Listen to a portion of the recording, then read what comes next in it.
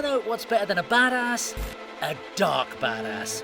That's right, Deadpool may have hit the nail on the head when he called out the DC universe for going Darth Vader mode, but I'm all about the intensity, which is why the TV Regent's presenting its top 10 most badass DC movie scenes. Like, share and subscribe, because I can also show you the light at the end of the tunnel. Squad was about as well received as Will Smith's behaviour at the Oscars.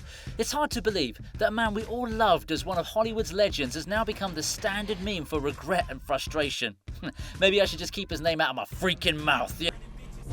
How do you imagine that's going to happen? With my hands around your neck. In the past couple of decades, England's given us some seriously awesome content. Of course, there are the obvious standouts like Game of Thrones and Peaky Blinders when it comes to you Netflix and HBO Max lovers, but there's also the epic V for Vendetta. 2005 was a very different time when compared to the culture that we're witnessing today. So for the creators to give us such a mature dystopian reality was actually quite revolutionary. The iconic V, played by the supremely talented Hugo Weaving, has got to be one of my favourite rebel characters of all time. The scene in focus today is towards the grand finale where V takes a load of bullets like a total boss man and proceeds to show off his knife skills. It's a rapidly executed scene that captures V's true essence, which is to fight for your beliefs. His lines are excellently written, and I just want to shout out Hugo here for his impeccable performance. Just so you know, this is the same guy who played Agent Smith in The Matrix. Now that's what I call versatility. Why won't you die? Beneath this mask, there is more than flesh. The powers were not a gift from the wizards, but a curse. Born out of rage. Oh, Dwayne Johnson, where did it all go wrong with you and Black Adam? The movie's actually worthy of a higher box office collection, but who told you to give your financial predictions on it? Anyway, I'm not an accountant, I'm a fanboy, and my focus is the brutal attack on those poor soldiers. It's one thing to just show off your powers and take down a bunch of armed men, but you also got to show some mercy, bro. I mean, Superman would have just landed a couple of smacks and let everyone off with a warning. But Black Adam, on the other hand, well, let's just say he has a thing for electrifying appearances. While the scene does count as badass, it almost felt like a horror movie with a dark setting and ominous build-up. The Rock was clearly made to play this role, and it shows. After all, a bald head does conduct electricity faster than a hairy one. The wizards decided that he would be their champion.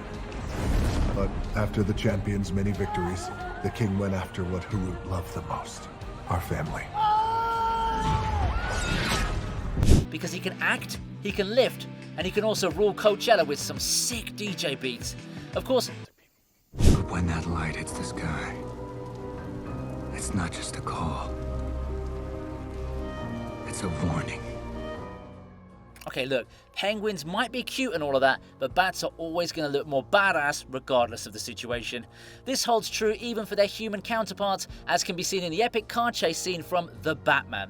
Yet everyone loves the moment Bruce Wayne appears out of the deadly explosion to make Penguin fill his pants with ice, but I also want to show my appreciation for the car chase itself. The choreography is perfectly coordinated, and the edits really work in favour of the tone Matt Reeves was trying to build here. This is the kind of stuff the Fast and Furious franchise should have probably tapped into, but then again, you can't turn your back on family now, can you? Another thing people rarely point out is when Batman walks up to the Penguin and creeps the daylights out of him. I bet Colin Farrell could feel the fear beneath all that extra makeup. They think I'm hiding in the shadows, but I am the shadows.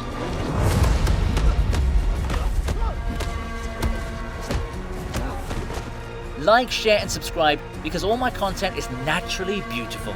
That's right, the Kardashians should be keeping up with me.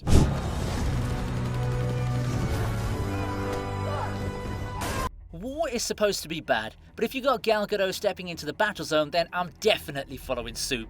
2017's Wonder Woman was the most accurate and appropriate representation of true feminism, and if Hollywood actually learned the right lessons from this movie's success, then we'd all be in a much better place, content-wise. Alas, the sequel kind of squashed all of our hopes, so I guess I'll just highlight the badass no man's land scene for now. Sure, Princess Diana is a literal goddess, so it's not like she's taking much of a risk here, but come on, the way she took on all those bullets with her shield totally rules.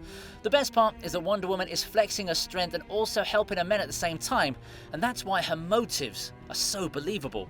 She even beats a whole bunch of enemy soldiers to a pulp, but I'm completely fine with that because she's been established as a character without any silly agendas. See, it's not that hard to write an already established character for a new audience.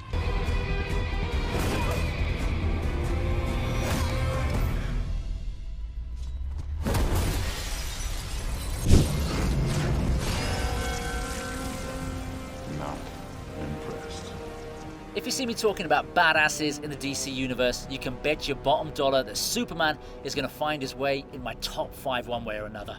The Snyder Cut had a lot of memorable moments, but I'll still pick Clark Kent's sudden appearance in front of Steppenwolf as a standout. Bro took an overpowered axe to the shoulder and casually roasted the man for being a beta male. What follows is a pretty savage thrashing, and it goes on to show how much of a difference Superman can make to the Justice League. I know the vibe of this battle is pretty similar in both versions, but it's Snyder's tone that adds so much impact. It also helps that Kal-El is taking his job seriously here, rather than the 2017 cut which basically turned the whole thing into a comedy skit.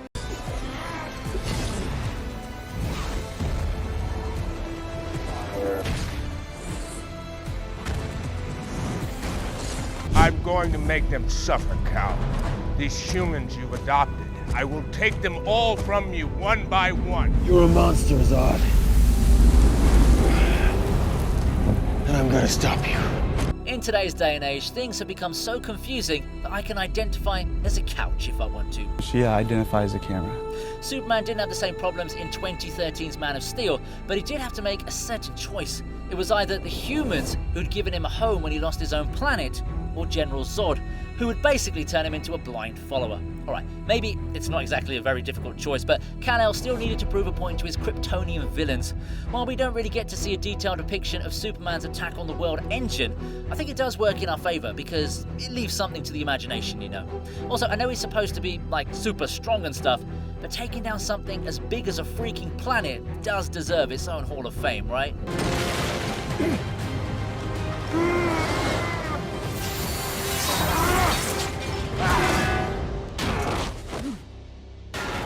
Never disposed of sewage with a toilet before. Obvious, really. 2-0. Your move. I don't know if you've picked up on this, but Rorschach actually sounds like Bruce Wayne in his Batman voice from the Dark Knight trilogy. I wonder if Zack Snyder was taking a leaf out of Christopher Nolan's book, but the important thing is that we got a character so brutal and chaotic that he could easily start his own franchise. The prison fight scene is probably one of his goriest moments, and the man establishes his badass status without even flinching at the sight of spraying blood. To top it off, Bro smacks a henchman against his toilet seat and violates him with a sassy one-liner. I could have actually put this in my top spot, but then again, this scene has a random shot of Laurie Jupiter at night out after they do the nasty, so it kind of ruins the flow.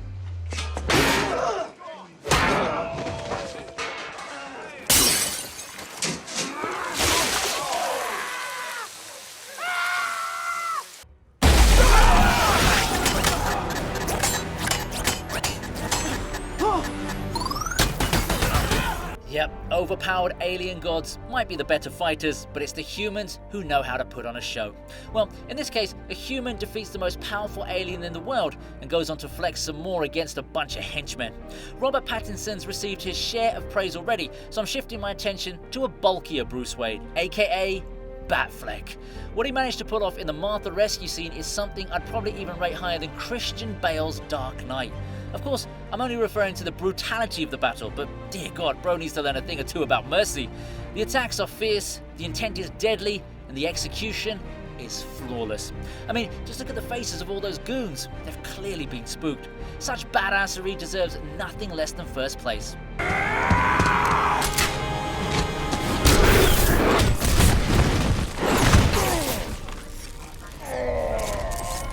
If you enjoyed this video, make sure to subscribe to the channel, and in the meantime, here's another video that you can enjoy.